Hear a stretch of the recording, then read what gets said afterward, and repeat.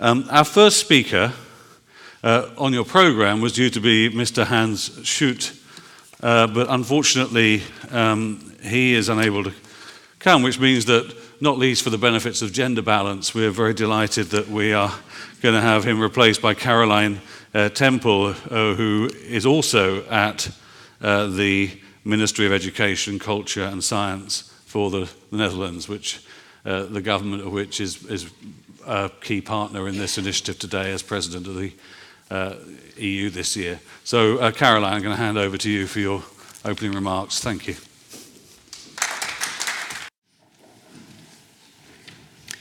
Ladies and gentlemen, Mr. Hans Schutte would have very much liked to be here today to welcome you to this conference, but he couldn't make it at this moment here. Unfortunately, he asked me to welcome you, and I'm very happy to do this. My name is Caroline Tempel, and I'm coordinating advisor of the Ministry on Philanthropy and Science. Welcome to Amsterdam and to this conference about philanthropy, about European foundations that fund research and innovation. We are at Artis Zoo. Natura Artis Magistra is its real name. The Zoological Society, Natura Artis Magistra, was founded in 1838 by three men who wanted to promote knowledge of nature and its history. The name means nature is the teacher of arts. The founders wanted the public to know more about nature and to have a more caring attitude towards nature. What an appropriate venue for this conference. Philanthropy is about people giving to people who ask for help on behalf of causes. These causes are the challenges of modern society. Challenges such as health, challenges such as food security, such as secure supply of clean energy, such as smart and green transport, and secure and innovative societies. And research plays a key role in all of them. More research on diseases leads to better treatments and vaccines, and more research on food and energy leads to stronger food chains and sustainable sources of energy. While research and innovation are essential to promote economic growth and job creation, many foundations across Europe fund this very important research.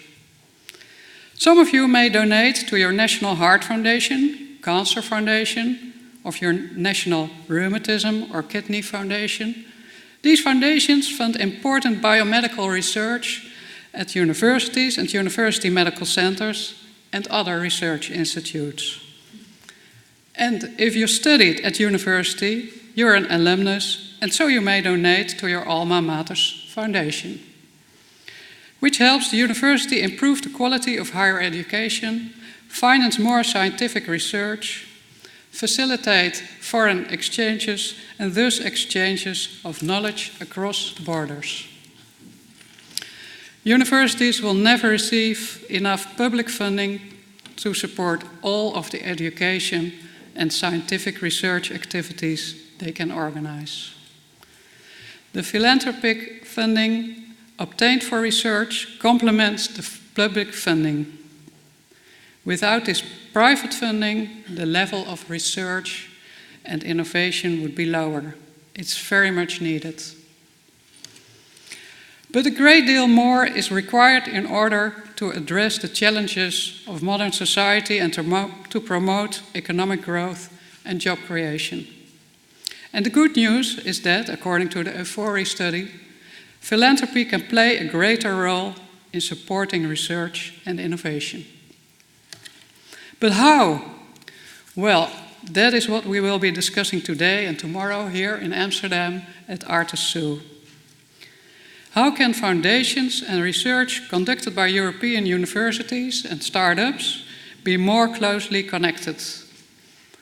And how can public-private partnerships be intensified? How can we expand and increase the effectiveness of the funding of research on the challenges of modern society? The EUFORI study did an excellent job identifying the European foundations for research and innovation and led to recommendations. For example, about enhancing visibility and cooperation, both public and private. How can the visibility of the research and innovation foundations be increased? The Bill and Melinda Gates Foundation in the USA, for instance, exhibits a high degree of transparency and visibility. Newspapers throughout the world report on the scientific research they fund, for example, on battling the malaria mosquito, as well as on the results. They fund the scientific research conducted by the academic startup Into Care in Wageningen University, for example. Bill Gates was here in the Netherlands in January to talk with the European Ministers of Research and Innovation. He underlined the importance of investment in fundamental science, motivated by curiosity. With the magic of science, he said, we can build better lives and a better world. Do good and show it. The European ministers also gathered in Amsterdam in January for an informal meeting. They talked about the real and tangible impact of investing in research and innovation, the need for research and innovation-friendly regulations, and the paradigm shift towards open access to research results.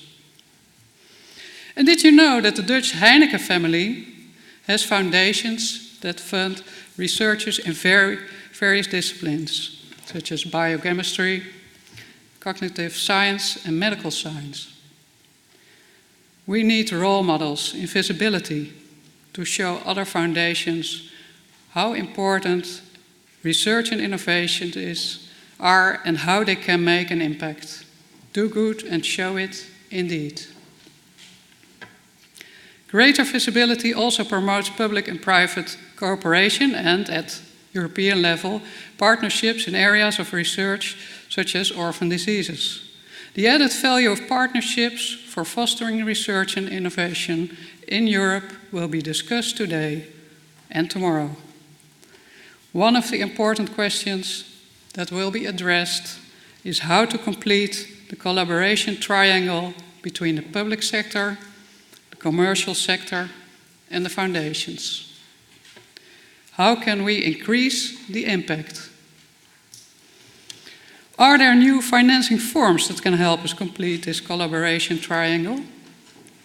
I hope that being surrounded by Artis Zoo, this beautiful zoo, and by Amsterdam will help inspire you during this conference. Thank you.